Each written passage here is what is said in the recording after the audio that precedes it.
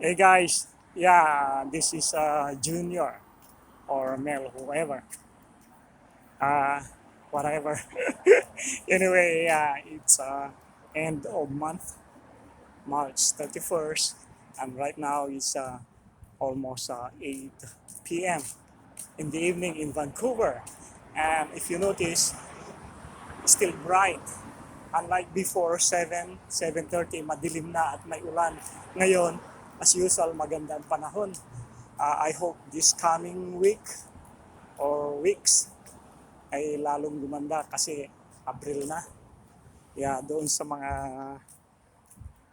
supporters natin na walang sawang pag-comment, pag-likes, pwede nyo i-share kung it feels so.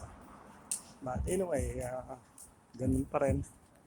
Ako'y muling nagpapasalamat sa mga bago nating mga kaibigan dyan. Right now, I'm on Kingsway area, like going northwest. I hope makarating ako hanggang doon sa may Telas, yung sa Falls Creek. Medyo malayo-layo yon, pero because of my energy and the how do you call that? The weather like is very good. I can video you here. I can show you on this side here. Top on the mountain is pwede ko sandali papakita ko yung sa likod ko kung makikita niyo yung mountain na yun, pero malayo yun sandali. Yung nandoon sa mountain na yun, that is Grouse Mountain, kung saan nag-i-ski yung mga taga Vancouver at yung mga bisita natin. But anyway, we keep continuing walking kasi white na, pwede na maglakad. Kanina red siya, kaya stop ako. Kaya pinakita ko yung sa likod lang. As usual, I hope you enjoy and you remember Jesus Christ again as He is risen from the dead. Indeed, we are alive because of Him. Kaya doon sa mga tumanggap na kay Jesus as their personal Lord and Savior, maraming salamat sa inyo. At sa mga tatanggap pa, I hope you will enjoy your Christian journey with Him. Christ is the Lord and Savior. So, wala tayong magagawa kung wala rin siya sa inyong mga puso. So, I hope you will enjoy your days ahead. Maraming salamat. Ngayon, medyo dumidilim na, pero tignan niyo yung likod at road. Maganda. May lumampas sa akin nung binabanggit ko si Christ. I hope naintindihan nila. But anyway, sa mga shout out pala kay sa bago nating kaibigan kanina. Hindi ko maalala yung pangalan niya, pero sabi niya, shout out tayo. His name is, she's from USA. And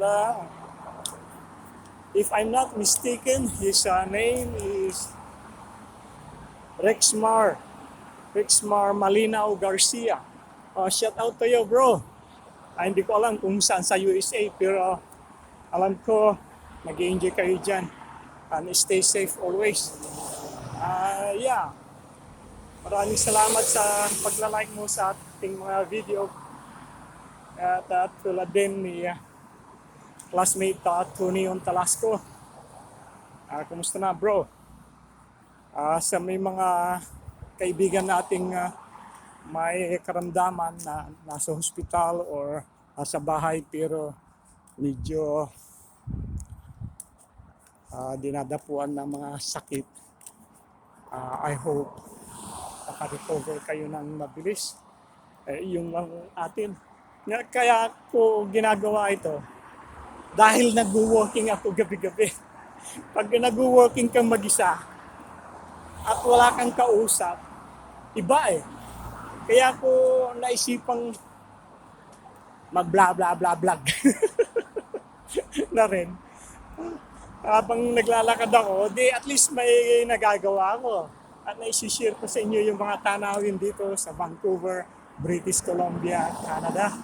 Ah, if you don't know, to those people who don't know where is Vancouver, it is Vancouver is a city of like 2 million plus.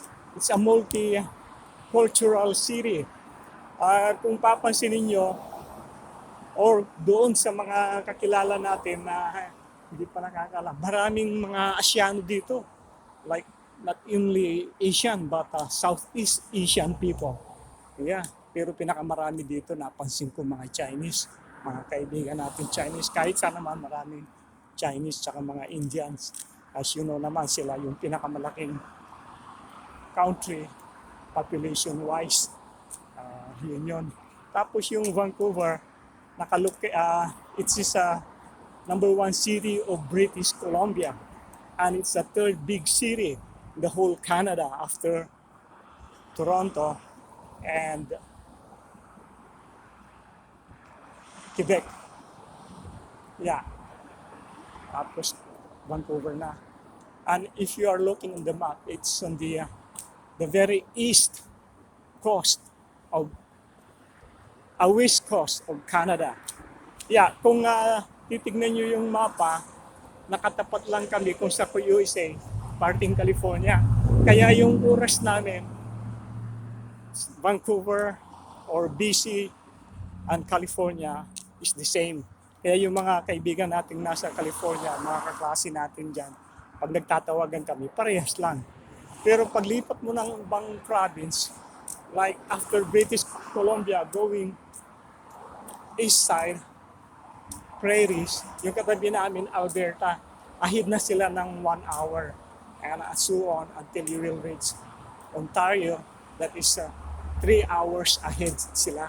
So ngayon, alas 8 dito, doon, 11 na. Pero in Philippines naman, ang difference natin, 16 hours, 15 to 16 hours. Kaya kung alas 8 ng gabi dito, pa naman dyan sa inyo, alas 12 na ng tanghali. So most likely, naglalunch lang siguro kayo. Ganun lang. Mabilis din ako maglakad pag mag-isa ako at naglalakad. Mag-isa ako nagdadaldal. Yan. Dito ako natutuwa. Itong area na ito, papakita ko sa inyo. Bilihin ng mga o bintahan ng mga second or used cars. They have also new one. Minsan nagpunta ako rito and I was like marketing my car. Nakausap ko yung Chinese. Sabi niya, ganito. At the end of the day, like, maganda rin yung offer niya. Pero I was not satisfied. So sabi ko, I'm sorry bro. Siguro doon na lang ako sa kabila. Saan kabila? Kapit-bahay lang niya, ipapakita ko rin sa inyo kung saan ko nabili yung sasakyan ko. Anyway, nadadaanan ko lagi kasi kaya pag open pa sila, kahit anong store, basta may kailangan ako at open pa, kahit gabi, pumapasok ako. Basta open lang. Dito rin sa Canada, as you know, very open or legal ang pagbili ng mga drugs like marijuana especially.